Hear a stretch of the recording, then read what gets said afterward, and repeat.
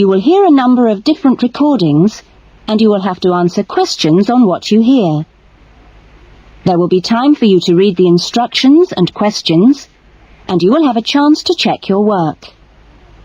All the recordings will be played once only. The test is in 4 sections. Write all your answers in the listening question booklet. At the end of the test, you will be given 10 minutes to transfer your answers to an answer sheet. Now turn to Section 1.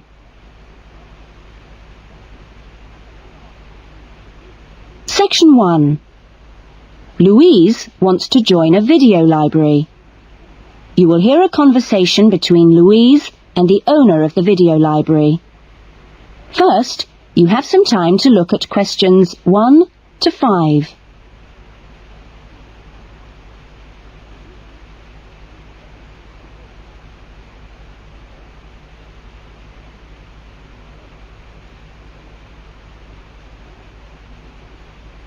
You will see that there is an example that has been done for you. On this occasion only, the conversation relating to this will be played first. Oh, hello. I'd like to join the video library. OK, would you like to fill in the application form now? Yes, I can do it now. Hold on and I'll get a form. Now, I'll just ask you a few questions and then I'll get you to sign at the bottom. Right. What's your full name? Louise Cynthia Jones. Jones. Yes, that's right. Louise's surname is Jones, so Jones has been written on the form. Now we shall begin. You should answer the questions as you listen, because you will not hear the recording a second time. Listen carefully to the conversation and answer questions 1 to 5. Oh, hello. I'd like to join the video library. OK, would you like to fill in the application form now? Yes, I can do it now. Hold on and I'll get a form. Now, I'll just ask you a few questions and then I'll get you to sign at the bottom. Right. What's your full name? Louise Cynthia Jones. Jones. Yes, that's right. OK. And what's your address? Apartment 1, 72 Black Street, Highbridge. Black Street? That's just round the corner, isn't it? Yes. OK, so the postcode is 2085, right? Yes, 2085. And your telephone number? I need both home and work. Home is 9835-6712, and work is 9456-1309. Do you need any ID or anything like that? Yes, we need your driver's license number. That is, if you have one. Yes, I know it off by heart. It's an easy one. 2020BD. Do you need to see it? Yes, I'm afraid I do. Here. Right, thanks. And could you tell me your date of birth, please? 25 July, 1977. That's the most important part out of the way, but could I just ask you a few questions for a survey we're conducting? Okay. Before the conversation continues, you have some time to look at questions 6 to 10.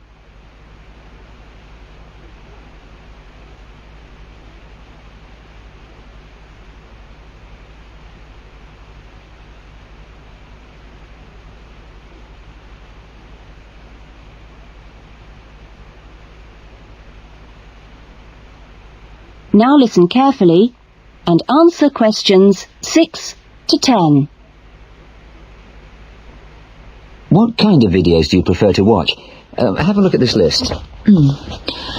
Well, I love anything that makes me laugh. I just love to hear jokes and funny punchlines.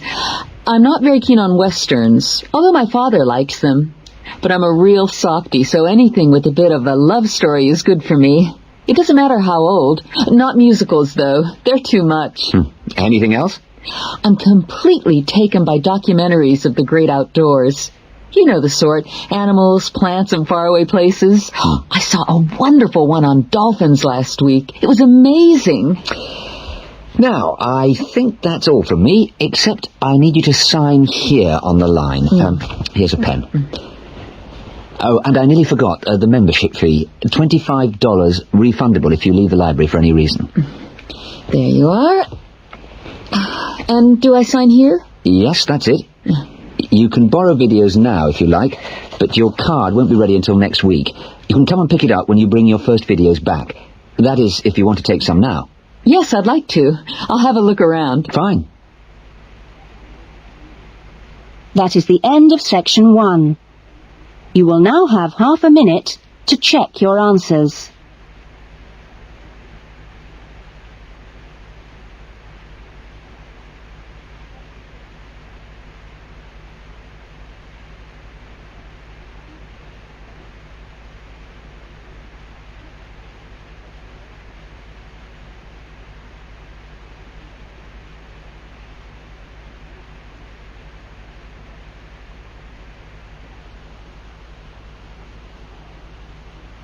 Now turn to section 2.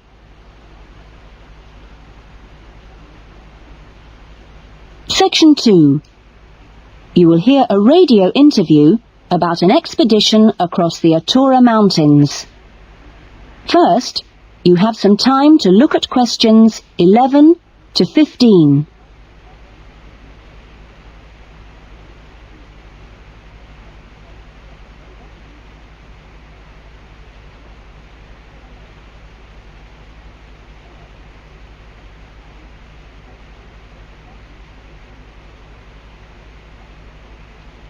Now listen carefully to the interview and answer questions 11 to 15. A dream came true in 1995 when, over 96 days of the spring and summer, an expedition of 4 men undertook what they believed to have been the first and only complete end-to-end crossing of Morocco's Atura Mountains. I talked to Charles Owen, the leader of the expedition group, about the trip. Charles, how much planning went on beforehand? Well, as you know, I run these walking trips across the mountains for tourists, and over the years I've collected maps and other data to prepare what I call a route book for this trip. And this book basically shows the route across the mountains that we took. You actually broke records while you were out there, didn't you? Yes, it was 900 miles in total, and we managed to climb 32 peaks that were over 3,000 metres high, including Tube Karl, which is, of course, the highest in North Africa. Yeah. We weren't actually out to make a name for ourselves. It just happened, really. What was the weather like? Oh, it got us right from day one, and we were pretty taken aback, really, to find that it rained on quite a number of days. And so we were forced to start replanning our route almost from the outset. One of the obvious problems is the heavy snow which blocks the mountain passes, so you have to make considerable detours. When we were on the way to Imilchil, for example, the snow forced us into a northern bypass, which was new to us. But anyway, either way, we would have been rewarded because, well, we fell upon amazing high meadows, huge gorges, and wonderful snow-capped mountains. The scenery was as fine as any we saw on the trip, and that was how it was every time. Having to take another pass was never a disappointment. You now have some time to look at questions 16 to 20.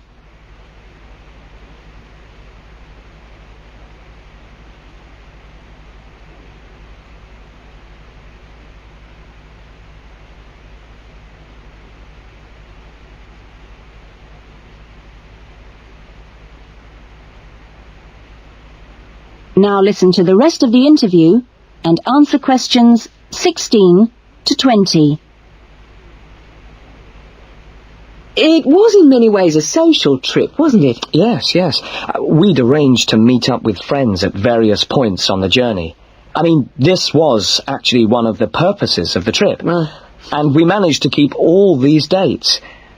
Which, well, it's amazing, really, considering the detours we made. An old friend acted as a sort of transport organizer for everyone, and the Hotel Ali in Marrakesh was a good social base. I'd really recommend it, although I can't remember who runs it. Anyway, groups of friends actually joined us for 3-week stints, and others just linked up with us. Some, whom we hadn't met before the trip at all, tagged on for short bursts, people from the area who just came along for the ride. But outside the major visitor areas like Toubkal, we only met one other group of travellers like ourselves in the whole 96 days. Were there any bad moments? Well, we took 2, I must say, long-suffering donkeys with us to help transport water and tents and things. I suppose if we were to do it all again, we'd probably hire donkeys along the way. Taza and Tamri, as we called them, after the last places in the trip, well, they made quite a unique journey between them. But it was continuously demanding for them. On both the really high summits, they took diversions that were quite out of character, and I can only assume that it must have been due to tiredness. Well, thank you. And Charles has put together a video about this journey and continues to lead groups to the Atora Mountains.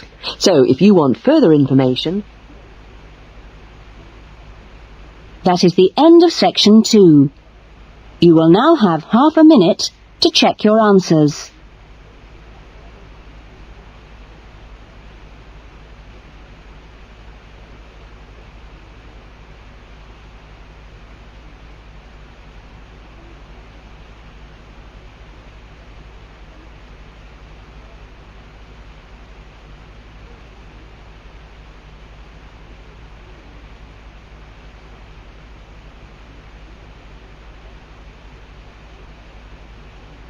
Now turn to section 3. Section 3. You will hear 2 new students, Jane and Tim, talking about their university studies. First, you have some time to look at questions 21 to 25.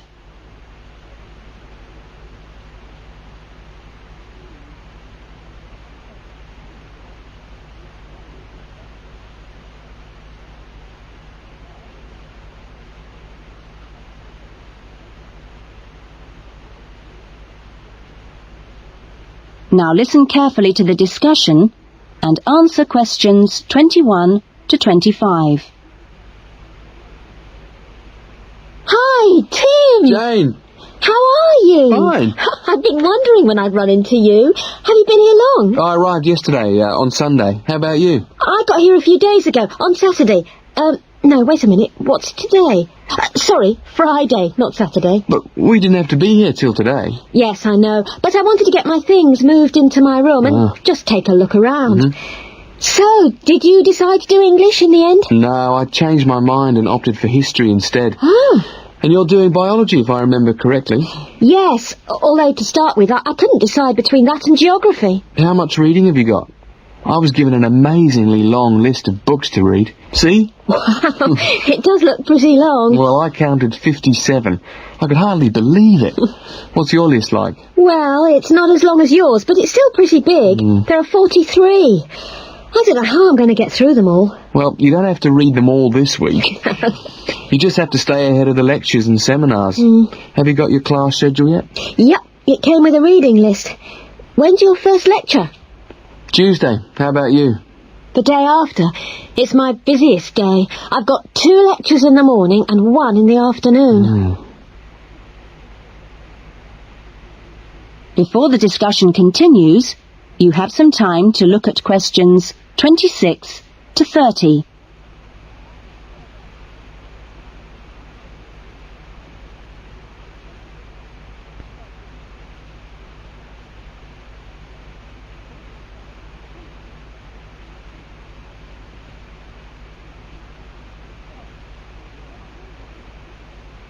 Now listen carefully and answer questions 26 to 30.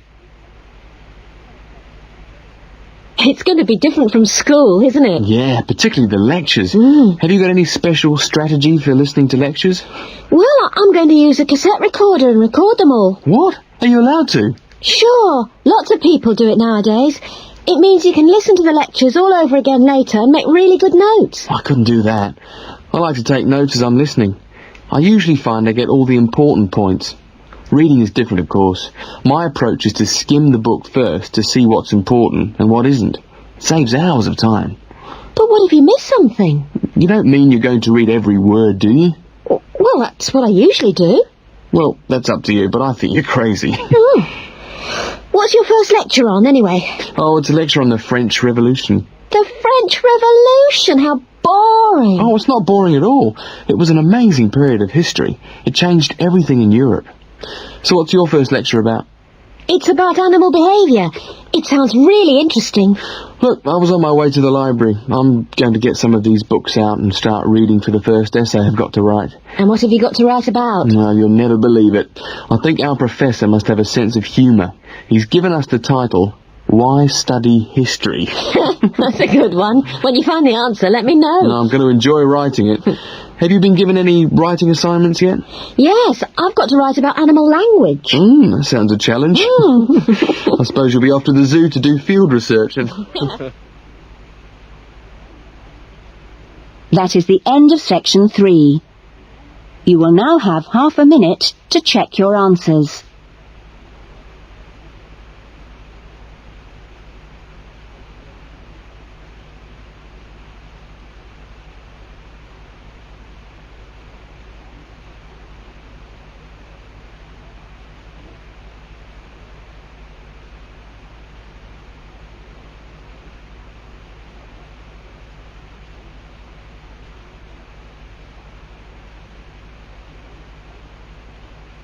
Now turn to section 4.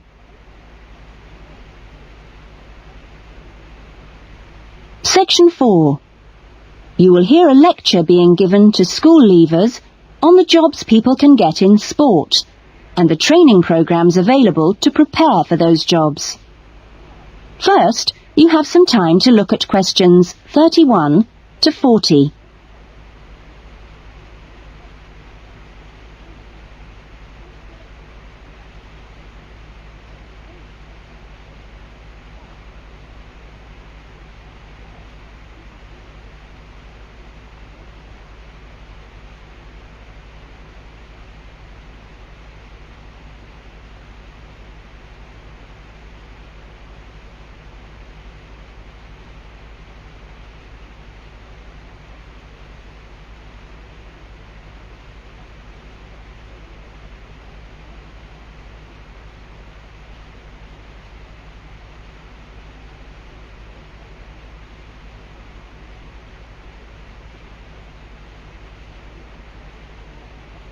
Now listen carefully to the lecture and answer questions 31 to 40.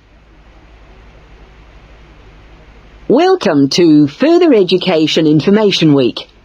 This is the Physical Education Faculty session, and I'm the head of the faculty. During the course of this morning, we hope to give you a clear idea of what we offer in our training programs, and we will look at the types of courses and the entry requirements, if any, for those courses. Some of these courses are open to school leavers, but for some, you need previous qualifications or relevant successful employment. So, firstly, the Physical Fitness Instructors course is offered as a 6-month certificate course, which includes an important component of personal fitness, but there are no specific entry requirements. For sports administrators, we provide a 4-month certificate course, but you should be aware that this is designed for those who are in employment. This employment must be current and related to sports administration. For the sports psychologist course, we offer a 1-year diploma course, but this diploma course is available only to those who already hold a degree in psychology. So you need to make sure you have that before you apply to do this course.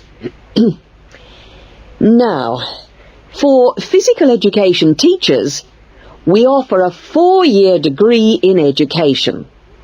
This degree course is designed for preparing students to teach in primary and secondary schools and needs no prior qualifications, as it is entered directly by school leavers. And lastly, for the recreation officers course, we offer a 6-month certificate. Entry to this course normally includes applicants of a wide range of ages and experiences, but we do not insist on any prerequisites for this course. Remember that this is a vocational training institute. We train you so that you can take up a particular kind of job. So it is important that you know the main roles of the jobs, what the work is like, and what kind of qualities you need to succeed at them. A physical fitness instructor works in health and fitness centres, preparing individual programs for ordinary members of the public. Physical fitness instructors prepare routines of exercises to suit the individual client's age and level of fitness. Sports administrators run clubs and sporting associations. Their duties include such things as booking playing fields with local councils and organising the schedule of games or events for the club. So they need good organisational skills.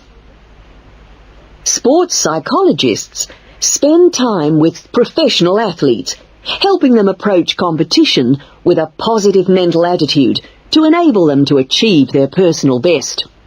They do this by improving motivation and concentration, or assisting with stress management. Physical education, or PE teachers, instruct young students in how to exercise, play sport, and do other recreational activities correctly and safely. PE teachers help the development of coordination, balance, posture and flexibility, with things like simple catching and throwing skills. They are not expected to be experts in all sports, but must be able to show students the basic techniques involved in a wide range of activities. Recreation officers often find themselves working for local government authorities and local groups. Their aim is to raise people's awareness of healthy lifestyles and improve general fitness through arranging recreational activities for groups of all ages, from the very young to the elderly. There are many other job opportunities which our graduates can look forward to. If you're interested in any of these, then I suggest... That is the end of section 4. You will now have half a minute to check your answers.